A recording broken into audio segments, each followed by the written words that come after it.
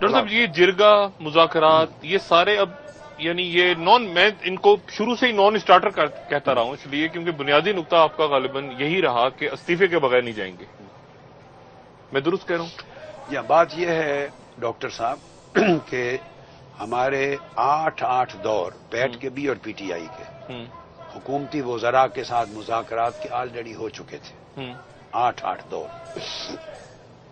اس میں سے کچھ نہیں نکلا تھا.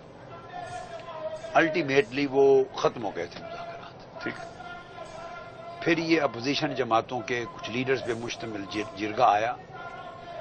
انہوں نے مجھے آ کے صرف یہ ریکویسٹ کی کہا کہ آپ مذاکرات بحال کرنے کی اجازت دے دیں اپنی پارٹی کو. ہم نے کہا بھی ہم نے مذاکرات کا تو کبھی بھی انکار نہیں کیا. اجازت ہمارا مقصد ہے کہ میننگ فل ہونے چاہیے. اس کا کوئی مقصد ہو کوئی آبجیکٹوز ہوں پیش رفت تو آگے بڑھیں.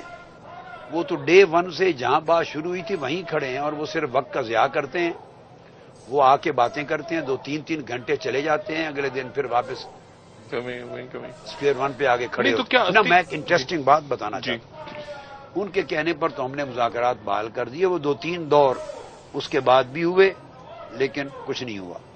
میں ذرا پلٹ کر ایک بات بتانا چاہتا ہوں پھر جرگا والے مذاکرات پہ آ جائیں گے. وہ مذاکرات ختم کیوں ہوئے؟ پہلے جرگا سے پہلے 8 دور. 8ویں دور میں جب مذاکرات ہوئے ہماری پیٹ کی لیڈرشپ کے تھے اور 5 وفاقی وزراء تھے.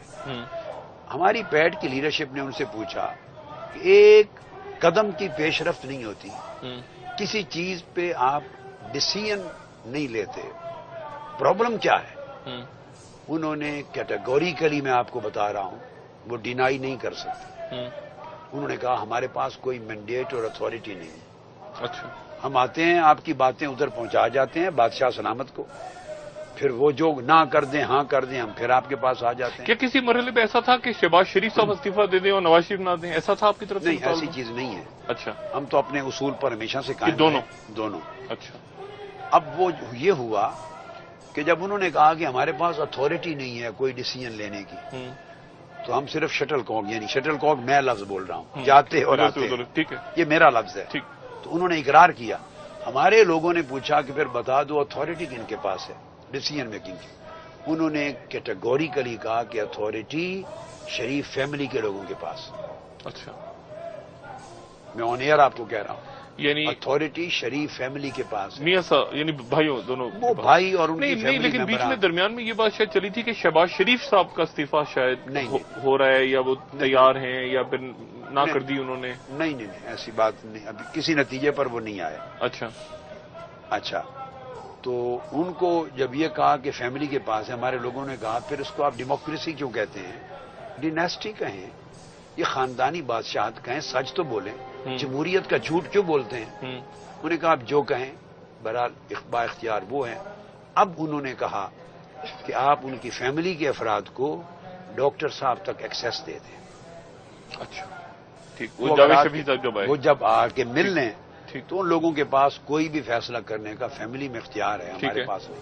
ٹھیک طے ہوگی. پھر ان کی فیملی کے لوگوں کو ہم نے یس کر دیا, وہ آ گئے. ٹھیک ہے. اس میں جاوید شفیع صاحب آئے اور اسحاق ڈار صاحب بھی آئے. اچھا. انہوں نے کہا اسحاق ڈار صاحب بطور فیملی میں ایکسٹینڈڈ فیملی ہے نا, سمجھیے ٹھیک ہے, فیملی ممبر کے طور پہ آئے ہیں. اچھا. اور ساتھ ان کے زاہد حامد صاحب بھی تھے. اچھا. وہ ویسے آ گئے, شاید منسٹر ہیں, ان کے فیملی کے تو شاید وہ ممبر نہیں ہیں, مجھے نہیں معلوم. انہوں نے آ کے ایک دور کیا کافی دیر, ہم نے ان کے سامنے پوری پوزیشن رکھ دی. وہ پھر پلٹ کے گئے بادشاہ سلامت کے پاس, ہم ان سے پوچھ کے آتے ہیں, ڈیسائیڈ نہیں کر سکے. انہوں نے 2-2.5 گھنٹے مانگے, ہم نے ان کو 2.5-3 گھنٹے دے دیے, آپ پلٹ کے آ جائیں. وہ 3 گھنٹے کے بعد پھر واپس آئے, تو پھر جہاں سے بات چلی تھی وہیں کھڑے ہونے. کبھی نہیں, ریزگنیشن کی طرف نہیں آتے, پی ایم اور سی ایم کے ریزگنیشن کی طرف نہیں آتے. باقی باتیں میں نے کہا باقی آگے باتیں چل نہیں سکتی. یعنی آپ کو بنیادی نقطہ وہی شفافیت ہی نہیں ہو سکتی جو ہم چاہتے ہیں. ڈاکٹر صاحب کل جو آپ نے اس کے بعد پھر پلٹ کے آئے. اچھا. جب وہ گئے اس دوران گورنر سندھ عشرت علی باد صاحب بھی مجھے ملنے آ گئے تھے, اور گورنر پنجاب چودھری سرور صاحب بھی آ گئے تھے. پھر دوسری بار آئے ان کی موجودگی میں, پھر وہی بات رہی انہوں نے پھر کہا آدھا گھنٹہ دے دیں. پھر وہ آدھے گھنٹے کے لیے گئے پوچھنے. میں نے کہا اگر یس ہو تو آئیے, اگر نو ہو تو وہیں سے فون پہ بتا دیں, آنے کی ضرورت یعنی نہیں. استعفوں پہ آپ بالکل فرم تھے. تو وہ پھر وہاں سے انہوں نے پھر نو کر نو دیا. کر دیا. تو وہ مذاکرات وہاں جا کے ختم ہو گئے تھے. اس کے بعد تو آگے مذاکرات کا کوئی جواز نہیں تھا. 8 اور 2 10 ہو گیا نا مذاکرات. 10 ہو گئے. 10 دور. اچھا ڈاکٹر صاحب, تب جرگا آیا اچھا اور جرگا کے بعد 2 یہ 3 جرگا کیا دور. تھا؟ یہ جرگا تو ایسے میں نے ان سے پوچھا, انہوں نے کہا ہمارے پاس کوئی اتھارٹی نہیں ہے, ہم اپنے طور پہ کوشش کر رہے ہیں, انیشیٹ کر رہے ہیں اپنے طور پہ. رحمان ملک صاحب, سراج الحق صاحب, یہ ہم کوشش کر رہے ہیں کہ مذاکرات بحال ہوں اور اس رستے سے کوئی حل نکلے. ہم نے کہا بھی ہمیں انکار کوئی نہیں, بشرطے کہ یہ فروٹفل ہوں اور بامقصد ہوں, بامانہ ہوں. ہم یہ الزام نہیں چاہتے کہ ہم نے مذاکرات کا انکار کیا. وہ 2-3 بار پھر ہوئے ہیں مذاکرات, کوئی خاطر خواہ پروگرس تو نہیں ہو رہی تھی. ایشو وائز گفتگو ہلکی پھلکی ہوتی تھی. ایک ڈرافٹ لے جاتے تھے, پھر ڈرافٹ بدل کے آ جاتا تھا, پھر لے جاتے تھے, پھر دوبارہ, ایسے ڈرافٹ ہی ہوتے تھے ایکسچینج. اس دوران کل پرسوں سے انہوں نے گرفتاریاں شروع کر دی, ہمارے گارڈ اریسٹ کر لیے. تو ٹوٹل ہماری مذاکراتی ٹیم کے ایک لیڈر تھے, وہ انہوں نے آج مانا تسلیم کیا, انہوں نے وہ بھی اریسٹ کر لیا, بعد میں چھوڑا. جی.